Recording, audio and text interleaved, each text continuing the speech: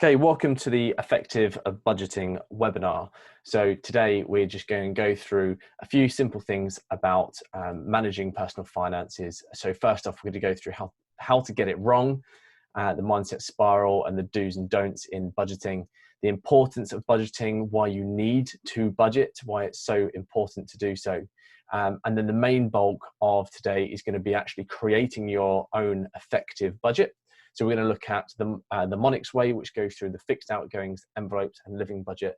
But most importantly, putting into practice what the key number is that you need to be concentrating on, obviously when to start, and how we can make it all extremely easy. Okay, so I'm just going to leave this up for 2 minutes for you to read through. As it says down the bottom, by continuing with this webinar, you do acknowledge and agree that you bear full responsibility for your own financial management research and decisions, and that we shall not be liable for any action that you or others take or don't take based on your use of or reliance on information provided by us or other users of our site. So just be aware that this is an informational webinar. Your financial decisions are yours, and that liability lies with you. So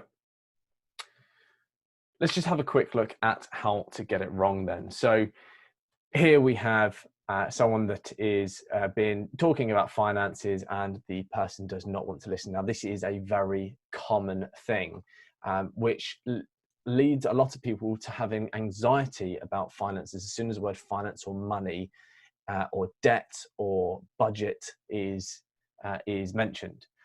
Which can ultimately lead to ignorance, not wanting to have anything to do with finances and just pleading ignorance, but that just means you're extremely unaware of your financial picture. And if you don't track something, you can't expect it to get any better. So if you don't know the picture, you can't actually affect it. So a lot of people say, I don't want to worry about money all the time. That's why I don't want to budget. Well, actually, you're not worrying. You having that awareness means you're not having to worry. So if you don't know about something, then you're not worried about it. Okay, if you know the spider is in the corner of the room, then you're not worried. As soon as you don't see that spider anymore and you don't know where the spider is, then you're probably going to worry. And it's okay to think about money. It's absolutely okay to think about money. So few misconceptions then. I don't have enough money to start a budget, which, as we all know, whether it's money or time or knowledge, don't have enough to start a budget. Now, if it's knowledge or time, we'll have some solutions for those, and hopefully you'll see through this that actually money doesn't really play a part in a budget in terms of having enough to start a budget. That doesn't matter. I'm no good at maths. So I can't, well, you don't need to, you absolutely don't need to be good at maths. We're going to show you exactly how to do everything here. You've got a calculator, that'll make it super simple. Or I haven't got the time, or it's boring. If you save £500 a month from doing this, that's not boring. If you are able to go on that holiday that you've wanted to go on for months or years, that isn't boring. Or paying off your credit card or getting out of that debt you want to get out to isn't boring. So, you know, taking the time, it doesn't take much time to do this, and actually getting on top of this now, it's a fantastic time to do so. So all of these are negatives, and they're also just plain wrong. Okay, this is actually easy. You don't need much to start this up at all. So 3 common and biggest mistakes here. So do not, and this is the big one, do not focus on your account balance. This is the most common figure that people look into all the time, and they check their account balance and they go, right, I've got £876 in my account. I can go and have a £20 takeaway. Great, so I've got enough money. Well, what they aren't looking at just a very quick oversight, is the rest of their direct debits and standing orders. At the end of the month, they've still got another nearly £870 to be collected. So if they spend that £20 takeaway, by the end of the month, they're going to be in the negative into their overdraft, or having to use their credit card. And we want to be able to use our credit card and pay it off straight away, having the money there, knowing we've got the money, rather than doing it. So we can do it by choice rather than doing it by necessity. Don't stretch yourself. A lot of people have these amazing ideas of, I'm going to save £2,000 a month when their salary is £2,200, and get disheartened when they can't achieve, or just want to try and smash it within the first month. And actually, this is a process that needs to be tweaked over time and managed over time. And you can absolutely hit your goals, but don't try and stretch yourself straight away and get disheartened from the outset. And this is the worry, isn't it? When we do something and then just leave it and not even acknowledge that we've done it. So budgeting actually requires constant attention and tweaking at least every quarter, every 3 months. So it gives you time to settle in and see where you can effectively and efficiently tweak things to maximize and increase your savings. So don't do and forget this. This is where Monix comes in. It gives you a super easy, simple system so you can actually keep on top of it and maximize those savings. So here's just a quick overview of why this is so important. Okay, not only for you but everyone out there. There are over 32.5 million people just in the UK at high risk of problem debt. That's nearly 60% the entire population above the age of 15 that do not have enough money in their savings to pay for an unexpected emergency, such as if their boiler breaks. 17 million people have less than £50 in savings and are getting into more and more problem debt every single month, going to cause themselves heading swiftly towards bankruptcy. 17 million people in the UK. So that a year-on-year increase in debt owed, and we're at a total in the UK of £1,680 billion owed in personal debt in the UK. That is nearly £31,000 owed by every single person in the UK above 15. And this is why it's so important to decrease that and not be heading towards problem debt.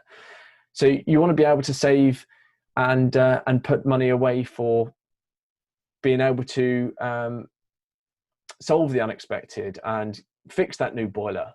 And if you can fix that new boiler and not be fussed by it at all, not have to worry about where the money's come from, you can just absolutely boss it. And then here you are bossing it. So let's have a quick look at the Monix definition of what is an asset and liability. Okay, so we're gonna have a look at asset, liability, what's good debt and bad debt, just so you've got an overview of this way of thinking. So a liability is anything that takes money out of your pocket. Anything that's costing you to have is a liability. Anything that's putting money into your pocket is an asset. So that holiday or experience-based activity, however, not necessarily education, because that could be deemed as an asset if that's providing you money. But those experiences, those holidays, those trips up in an aeroplane, they are a liability because it's costing you money. That car that you've got that's either losing money or you're paying out on finance, that is taking money out of your pocket. So that is a liability. And controversially, yes, the house that you live in is actually a liability, because if you think about it, you bought the house, but now you've got to pay the mortgage, the bills, the tax, the stamp duty, everything on that house. So if you're living in it, it's not putting money into your pocket, it's taking money out of your pocket. That is a liability. So an asset then, on the flip side, if you were to let your property, that is now putting money in your pocket. So that is now classed as an asset. Items that increase in value. So here we have a very expensive Breitling watch. If that increases in value and you sell it, that could be classed as an asset. If you're holding on to that and it's costing you money to maintain, then that could be classed as a liability. So that's why it's on the line. They could be both. And stocks, shares, business investments and opportunities, if they're good business, good stocks, it's putting money into your pocket, asset. If they're bad, then it's a liability. So they could be either. Good debt and bad debt. Very simply, good debt is if whatever you're investing that money into from that debt is now financially more valuable than the debt and the interest itself. So for example, buying a house could be classed as good debt, because if you're spending £250,000 on a house and you're borrowing £250,000 and a year later it's worth £270,000, that is good debt because it's now financially more valuable than the debt itself, plus the interest. And the bad debt is obviously the opposite. So a car on PCP finance, unless you have bought a vintage car, then that's most likely not going to go up in value. So that is classed as bad debt. So this is really understanding what your reasons are for trying to achieve financial stability. So if we look at John DeMartini's 7 areas of life, what is most important to you? Social, family, physical, mental, spiritual, financial, or vocational? So I really want you to think about and write down what is most important to you out of all these areas. What do you spend most of your time on? What do you spend most of your energy on? What do you spend most of your money currently on? So what do you want in that area of your life? So for example, if we take family and we want to take our family on holiday, that's what we want, because that area of life is most important to us, that family. So we want to take our family on holiday. And then how do you get it? So we're going to talk about here sort of the overarching realistic and achievable sort of goals and the steps that you need to take. So if we have a look here, now what we want right at the top there, and we need to take the steps to get there. So if we just have a very quick look at a formula, we can see that results are dreams plus goals times plans times action. The reason action is in red and not in brackets is because you can do the best planning in the world, but if you don't act on it, then you're not going to get anywhere. So if we look at what's most important to us, underneath that, the what do we want, how do we get it, those are the dreams and goals. So we know this staircase is the family staircase, and what do we want are the dreams. So that's at the top of the staircase in our trophy. So that is our dreams.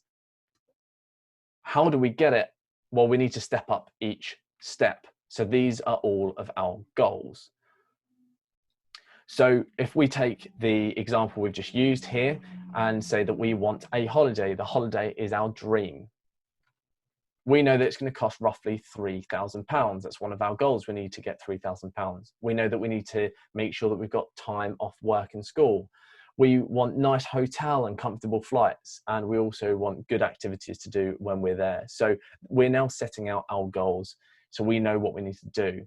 Now, one of the thing that's right at the top there is probably the main concern is the £3,000. We know we can get the time off, and we know that we're going to go with BA, Virgin or Ryanair or whoever, but how do we get the £3,000? So this is where we're looking into our budget.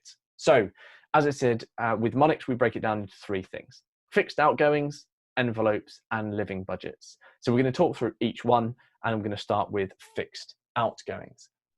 So with your fixed outgoings, these are all direct debits and standing orders in a monthly outgoing. So what we need to do is list all of the monthly fixed outgoings. So what's it for? How much is it? And what day does it go out? Those are the simple 3 things you need to answer. Don't forget, these are all monthly expenses. If you pay your car insurance in a year lump sum, then don't count that here. We'll come to that. So if you just put together a table like this, so outgoing, amount, day of debit, and just list all of the outgoings, doesn't matter what accounts they come out of, list the amounts each month and what day of the month they come out on. Now, this is a few examples of what could be in your monthly fixed outgoings. So if you've got a house, then rent or mortgage. If you are not if you're renting or your mortgage, you might have bills to include in that, as well as other insurances, any entertainment packages you've got, games, softwares, apps, health and well-being, gym memberships, etc. Bank loans are included here. Personal loans are included here if you've got it on a standing order, or if they've set up somehow a direct debit with you. But if it's a personal loan where you're just paying them as and when, then don't include that here. We'll come to that in the next section. So once you've done that, you will have a list that looks something like this. Now with this list, now we can see what we can cut back on. So whether that be cancel, change, or try and go onto another service to get a better price. So if we look at this, for example, here, I could try and get a better quote on car insurance, reduce my family subscription to Spotify to a regular $9.99 one. See if I can get a deal on my phone contract so that it comes under £44 a month. And also, do I need 100 gig of G drive storage? No, maybe I don't. So I could potentially look at cancelling that too, or look at alternatives. So immediately there, I've just saved £32 a month, which is the equivalent of nearly £390 a year, just by doing those simple things there. So now if we've got more than 10, try and group them just so that you've got the awareness. So for example, and these must come out on the same day and be in a similar category. So if we look here, the two at the top, both are insurances, both come out on the 1st of the month. We could potentially group those if we had more than 10. So that would be new category, insurances at £56, 4 pence a month on the 1st. So we could do that. Now we've only got 6 in this example, so we don't need to group them. But if it's looking a bit messy, then we can group them and keep them under 10. So now we've got that, we can now see something like this. So what our outgoing is, the amount that it's going to cost, and when the next payment is due. Now, what I've got set up here is a very simple automated system where this example is just automated. Anything that's due to come out in the next month is in grey because we've already paid for it this month. Anything that's still to come out is in black. So by the time this was screenshotted, it was the 28th of April. So the rent was still to come out, where the others have already been paid. So the payment was due next month. And it's got a little total there to show you how much is still to be collected. Because that's the important figure, right? We do £858.37 for our fixed outgoings every month. Yeah, that's great. But actually, I really want to know what's still to be taken out of my total account balance, if that's all I'm looking at the moment. Okay, so the second part of the Monix way is envelopes. So this is everything that's not a daily expense or a fixed monthly outgoing. So money envelopes are used to put money away for situations that you know are going to come up. So that's for planning for your unwanted shock purchases like the boiler going, or save for something that you really want, such as a holiday. Or they could include things such as a Christmas envelope, a car insurance envelope, even a house maintenance envelope, or just a standard savings envelope for saving for kids or something. So again, just what we need to answer is what's it for, how much is it, and how often is it paid. So let's take car insurance, for example, and these are some ideas. Take car insurance. So what is its car insurance? How much is it? It's about £800. It's expensive. £800 for the year. How often it's paid? It's paid yearly, and it's paid in September, say. So those are the things we need to know. And these are some examples of envelopes you might have. So you might have your council tax come out every quarter or every 6 months. How much is it? How often does it come out? And if you know when it's next due, that's also extremely handy. Down the bottom right there, catastrophe fund. That's a key one that I think everyone should be putting in. Catastrophe fund will differ based on your individual lifestyle, but that's a key one to have.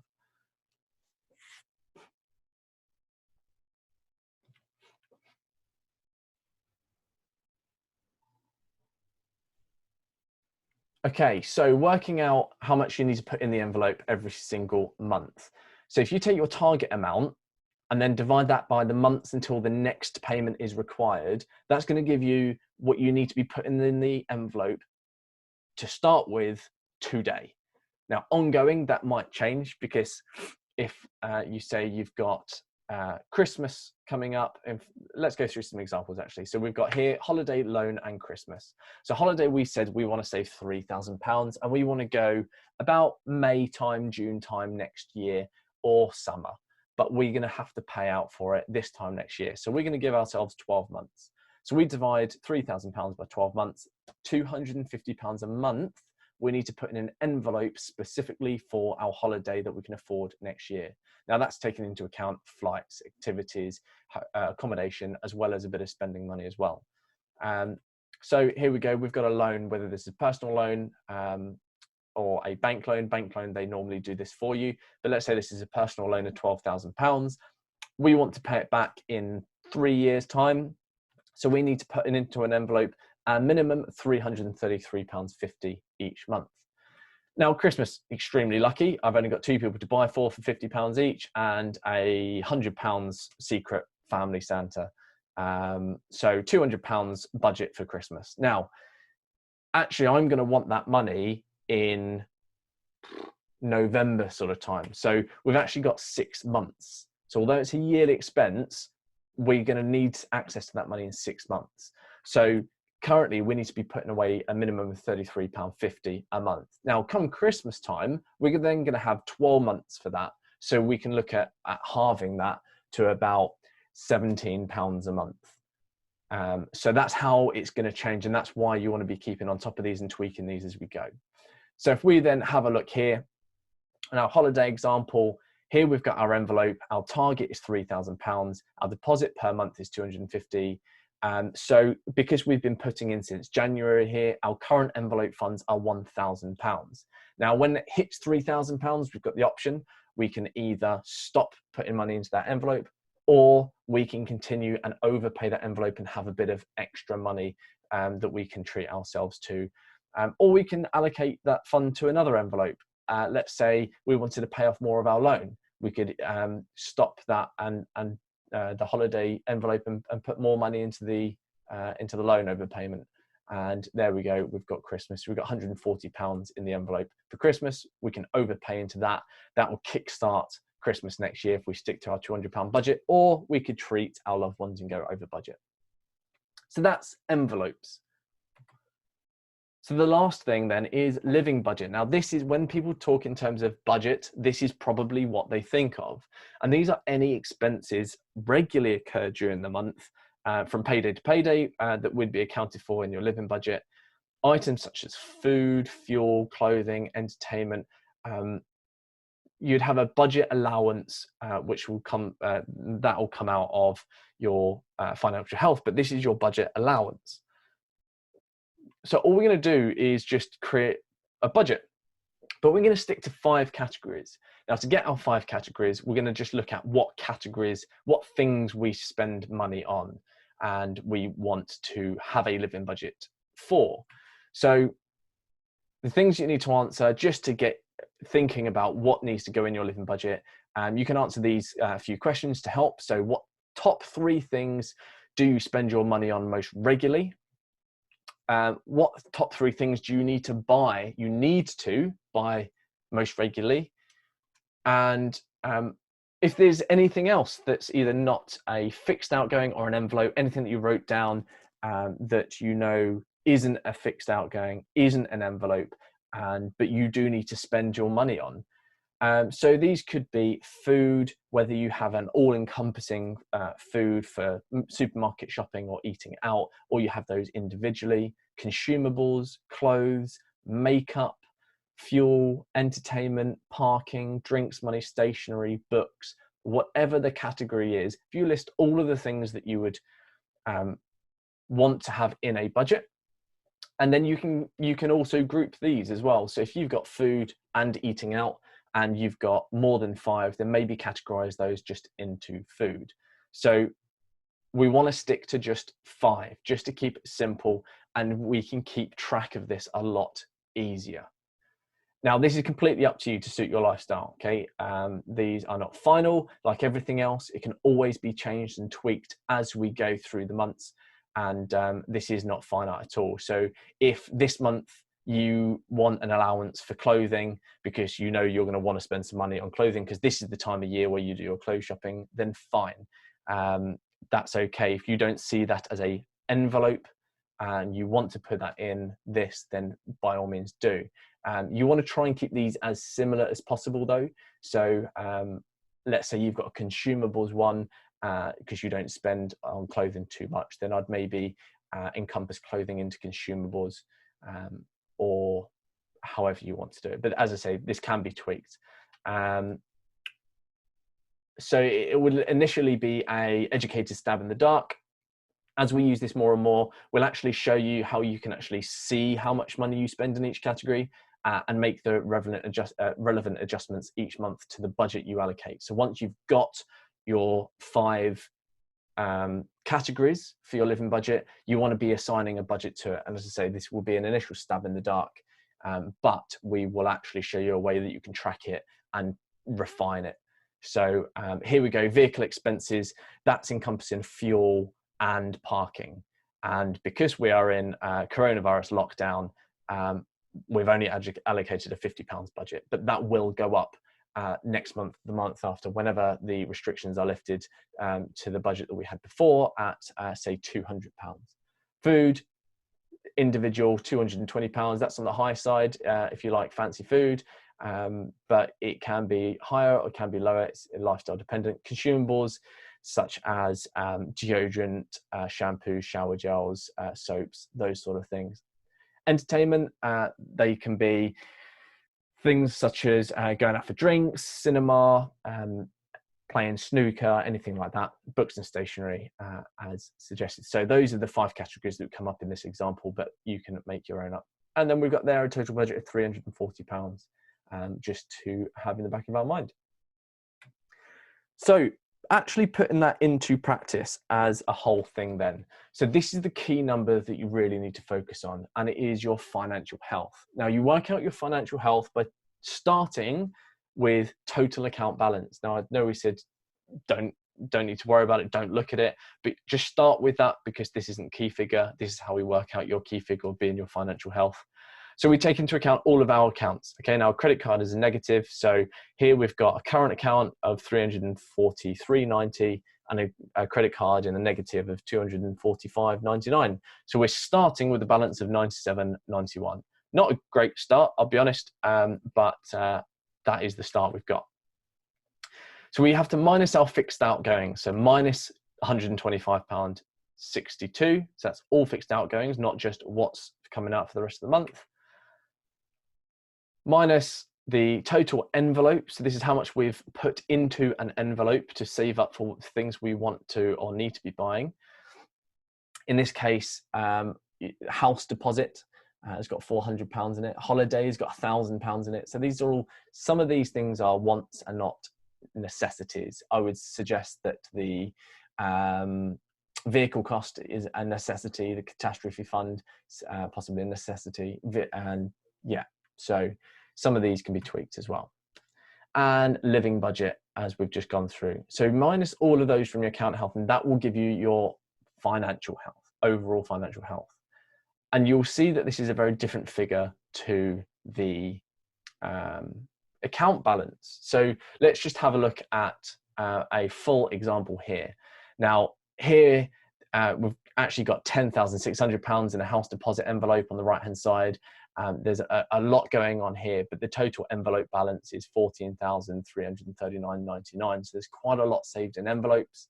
Living budget's close to what we had before, and you can see those outgoings. There's still quite a lot coming out there. So if we take into account what we want our financial health to be, have a first look at what the account balance is. So if we actually look at the account balance, we can go, oh, we're doing all right. We've got £15,500 in the bank.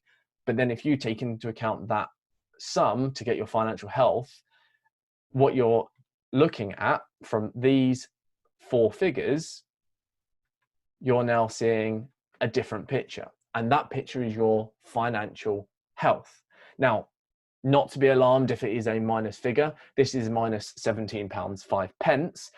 That is, if you spend all of your living budget, that's how much you'll have at the end of the month. So this is taking into account every single thing that you need to pay for in the next few days, weeks, months, years. This is everything. So everything that you want to and need to buy. Now, there's a number of ways we can put that into the black, into the positive straight away. First thing is, well, let's not spend all of our living budget, because that's if we spend all of our living budget, being the £340 in the month. Now, if we don't spend that, the figure on the right, the £322.95, is if we don't spend any more living budget. So if we don't spend anything for the rest of the month, that's what we'll have: financial health. Again, this isn't account health, this is financial health. So we could just actually say to ourselves, okay, well, entertainment for this month, I'm going to make that £20. Because if I then still spend everything, I will now be in the black by £2.95. So we can change that, we can adapt all of this. Or very simply, you just go into your envelopes and take £20 out of the envelope. So you could say, right, actually, I've got £700 in my catastrophe fund. Although I want 750, I know I'm putting money into it next month. £700, absolutely fine. I'm going to take £20 out of that. I would probably suggest leaving the catastrophe fund alone and first going into things such as your holiday funds or your overpayment funds. So your student loan overpayment, for example, which is not a necessity, but there are wants. So there are ways to change that figure very quickly, very easily. So there is no need to worry. So going into this guy about just ignoring finance, actually, by keeping an eye on it, you can very quickly and easily see how important it is, saving money, but also accounting for everything you want to do. So you need to start doing this now, absolutely now. You've got a great opportunity right now with the lockdown and the restrictions in place, just with that enforced bit of downtime, to get a head start here. And people are saving on average about £500 with this method, because they're accounting for everything they need to pay for. But more importantly, people are becoming financially healthy and are able to pay for the things they need to and want to without worrying. So there is that peace of mind. Now, if I show you all of that in the picture being, this is Monix, okay? This is a dashboard, a demonstration. So this is taking into account our entire financial picture. So the dashboard you have seen, the only thing you haven't seen, the money owed is on the dashboard. It's not necessarily looked at, it's just an awareness piece for the full financial picture. Those figures are not taken into account in our financial health. They are there and they will have been accounted for in either the fixed outgoings or the envelopes. So our bank loan is accounted for in our fixed outgoings. Our student loan is accounted for through the wages that we pay. And if we don't get a wage, then we won't be paying the student loans. So that's not a worry. And the personal loan is taken into account for in our envelopes. And so these are our action tabs on here. We've got all of our accounts. So it looks busy, but it's extremely simple. And if you do get Monix, then we'll show you exactly how to do this, and you'll see just how easy it is. And we can break down day by day our money owed as well, so we can keep an eye on them. But here's our living budget. So we can see that in the first quarter we had slightly different to in the second quarter. Our budgets are very different, and we can now see and track exactly how much we're spending month on month in each living budget. So we can see on average what we actually need, what we are spending, and how we can tweak that and bring that down by reconditioning. Our envelopes, we can see here all of our envelopes, what they are, what our target is, how much you deposit in each month, how much you've actually put in each month, and how much has come out in each month as well. So for example, birthdays happen throughout the year. So we started with £125 there, but in February we bought a birthday gift, and same in March and April. And fixed outgoings, as you saw at the front, that's fairly self-explanatory. So going into our dashboard, here we've got a financial health of minus £9.65. But as I said, very easily, we could just look at cutting £10 off the entertainment and on the living budget and be in the black if we spend everything else. Now, if we don't spend everything at the end of the month, then we might have, let's say we don't spend anything else, we might have £322.95. Now, when our wages come back in, that's then going to be replenished and we're going to have a lot more of that. And then next month's bills and budgets are going to come out. So we could move that £322 into one of our envelopes if we wanted to, or we could just have a bit more of a buffer next month. It's entirely your choice. But down the bottom right hand side, it just shows you for the lifestyle you're accounting for, and this is an entire lifestyle, you need to be putting into your accounts £2,463.95 in this example, for instance. But they are looking to buy a house, go on holiday, an expensive holiday, pay off 2 loans, and overpay everything else, etc., etc. So the minimum salary they require to live this lifestyle is £40,000. Now, a bit more difficult on your own, but if you're with a partner, then that is extremely achievable to have that particular lifestyle. But it is all completely dependent on what you put in there. So, getting financially healthy. So this is Monix. What I just showed you there was Monix. Now, there are 3 levels in Monix. Monix, Monix Plus, and Monix Personal. And in each one of them, you get what I just showed you. Nothing differs, nothing changes. There are no other hidden fees or payments. It is just a one-off. You get that budgeting software, that tool that we've just shown you. Monix Plus means that you get that and the recording of this entire lesson in the Monix way in that bundle. And Monix Personal is all of that in Monix Plus, as well as we actually sit down with you one-to-one on a video call and set it up with you specifically to your lifestyle.